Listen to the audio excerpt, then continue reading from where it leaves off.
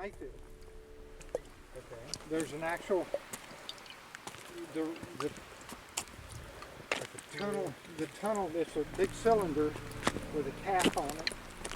It's about this tall. That's the actual end shaft. And there were two separate companies.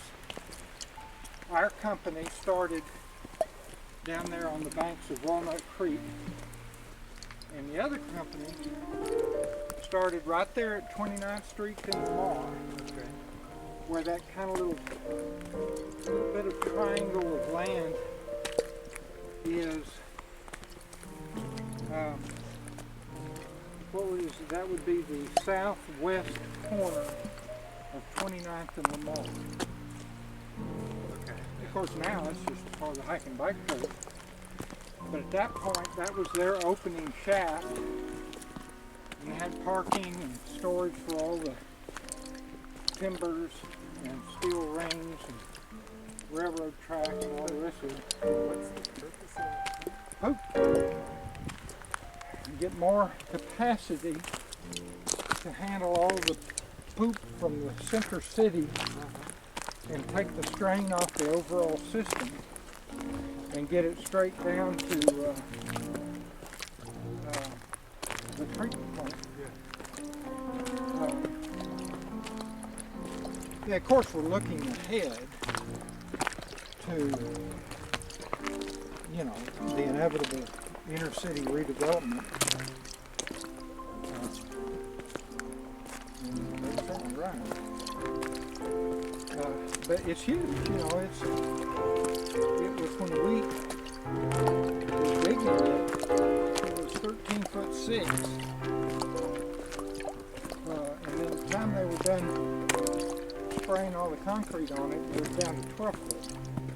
But still, that's a big ass tunnel. How far beneath the surface? Well, of course, it varied.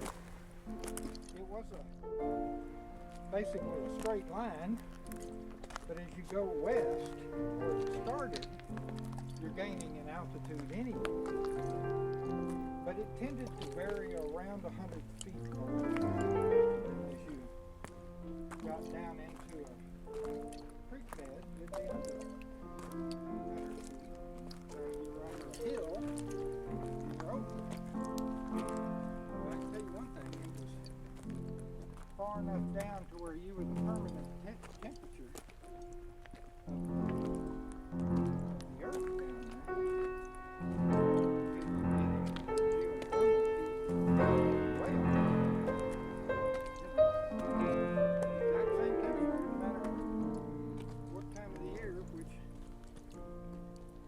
Got the job in the dead of winter. Man, it felt pretty good. And although it was also comfortable in the summer, but it was just unbelievably humid.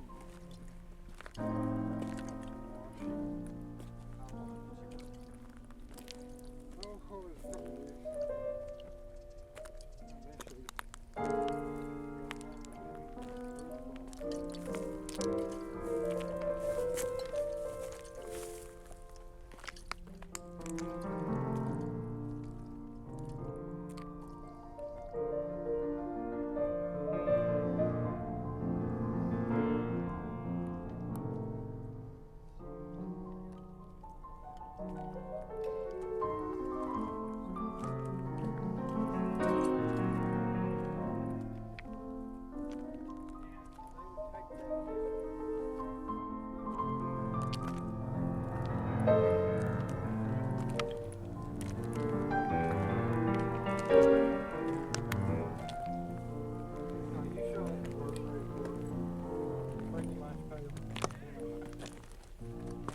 So they'd get on the train in the open shaft. Sunlight all around them. The train was all around.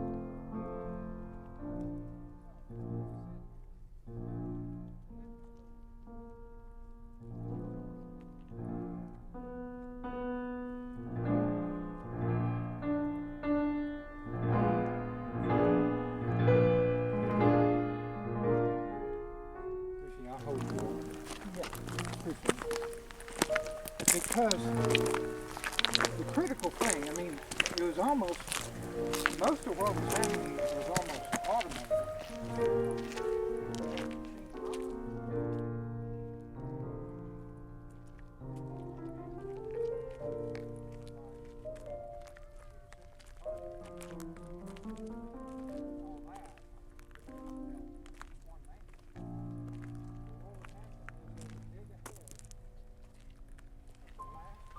Third of the circumference.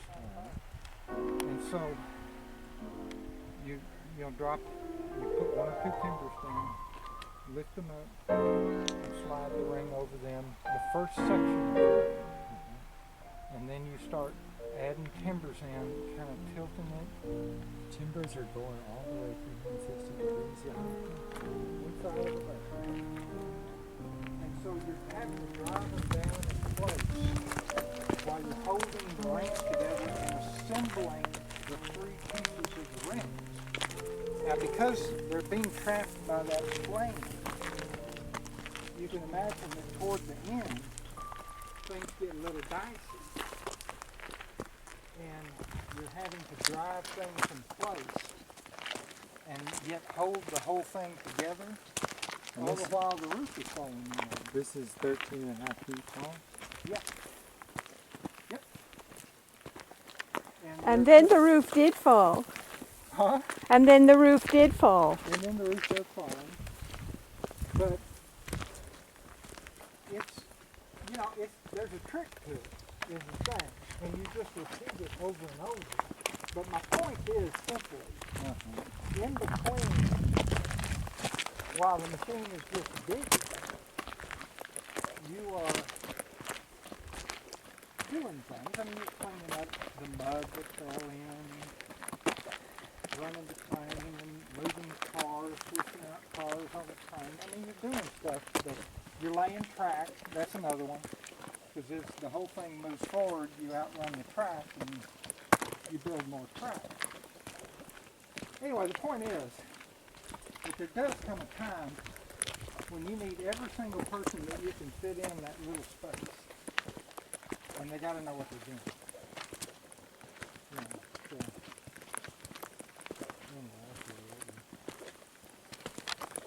Now, believe it or not, at one point, the company had a standing challenge. If you dig in one cruise ship, 100 feet, you get a steak dinner and a watch. That's not that great of a deal. Oh, listen to this. It's a hell of a challenge. If you think about it, you have to do all that every, like basically 7 feet. And you got to do that like 14 times or something, whatever it is. Of course it's 14. Huh? Of course it was 14 Well, I'm times. just saying 7 times whatever. It's 100 feet. And we just made it. The other crew was showing up just as we were driving home the last, and So you got a steak dinner? I got a steak dinner at some stupid steak place, like whatever. So you did all that work and all you got was dinner and you were going to have dinner anyway. And a broken watch. Yeah. But I got a watch in there somewhere that says 100 plus. Nice. Do you still have it? Yeah. Somewhere. I have no idea where it is. In one of those buckets Mama keeps trying to empty out and throw away. So do you still know your boss? The person who was your boss? Do I know him? Yeah. You gotta understand, Sam, these guys, that's what they do for a living. They came to Austin from San Francisco. Oh, okay. They bought it. And when they were done here, they headed off to the next place. These were lifers, company men, you know. They didn't have much to do with it. Good afternoon. How are you? Great, how you guys doing? Good. Happy Thanksgiving to you. You as well?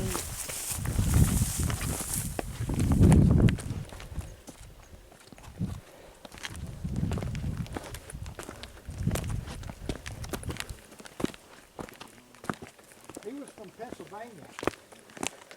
The straw boss, the walking boss. And his, I forget the crew foreman, they came from coal mines in Pennsylvania. Huh. And so this was a big career shift for them. And Did they think it was better? they basically thought that anything was better than coal mining, even though that's all they knew. And all their fathers knew, and all their fathers' fathers knew. So they did feel revolutionary.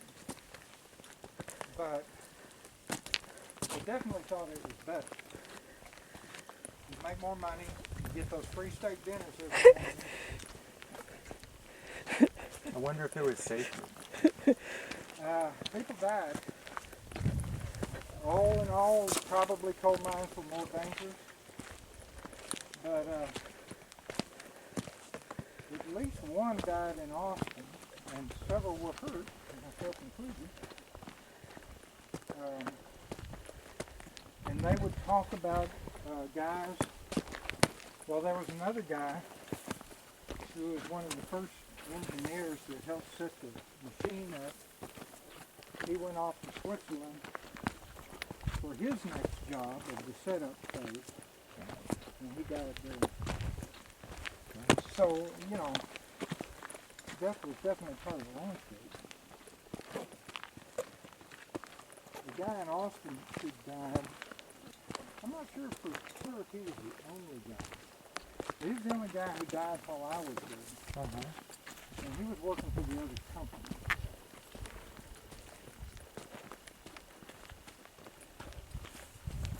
What was his name? I don't remember his name. I didn't know him.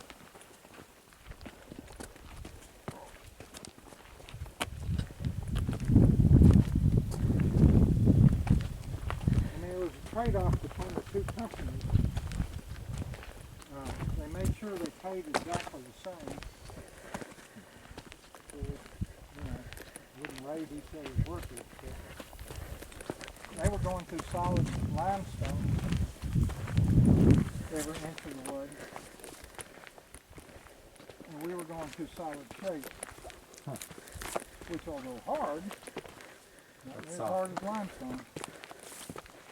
And on the downside is it's falling. So generally speaking, if you sawed through the limestone, you were fine. You know. In the fall. I forget how he died. So those people that worked for this company all the time, did they kind of look down on the people that were just laborers in the local area? Well, I don't know that look down was quite right. They felt special, but that more special. Doing something. They really enjoyed being in a bar, explaining what they did for a living.